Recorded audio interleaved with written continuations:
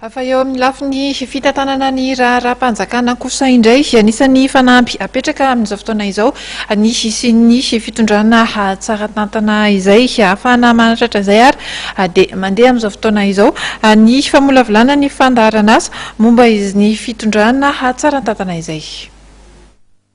Manana andraikitra rehetra amin'ny fametrahana ny fanjakana tsara tantana no miara-mikondò ao anatin'ity atrikasa nasional izay karakarain'ny PREA, Programme de réforme pour l'efficacité de l'administration, sy ny CSI, Comité pour la sauvegarde de l'intégrité.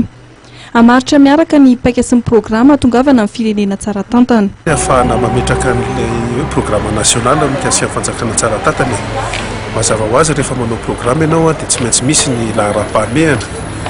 Ka ny toko hoe ny mahazava-dehibe an'ilay anaovana an'ilay programa nasional io dia hoe ny firenena malagasy, tsy ny fanjakana fa ny firenena malagasy, izany hoe ao anatiny koa zany ny sehatra tsy miankina ny fiarahamonim-pirenena mametraka hoe izao ny laharam-pahamehana ny firenena malagasy amin'ny fametrahana ilay fanjakana tsara tantana.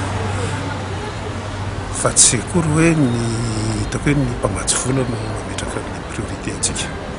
Efa mazava zany ny priorité antsika laharam-pahamehana apetraky ny firenena malagasy dia tokony manaraka an'izay ny mpamatsy vola.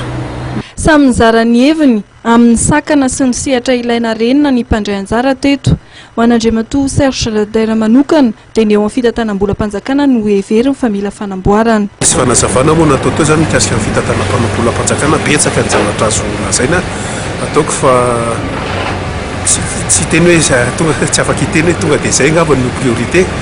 Ataoko fa raha ny hevitro manokana aloha mbola anjaran'ny ao ny anisan'ny tokony hoe misy zavatra amboarina voalohany ary io mikasika ny ataoko hoe mikasika ny lafiny rehetra amin'ny fanjakana tsara tantana, ny resaka transparence vao resaka ao anatin'izany, resaka culture culture de gestion axée sur les résultats ao anatiny, ny resaka fitantanana ny mpiasa-panjakana voakasika amin'izay daholo. Anjato ny mpandray anjara tamin'ity atrikasa ity, anisany anana solo-tena teto ny avy amin'ny androm-panjakana samihafa, ny avy amin'ny faritra, mpiara-miombonanto, kara teknika, sy ara-bolo ary fiarahamonim-pirenena sy ny mpandraharaha raha toekarena.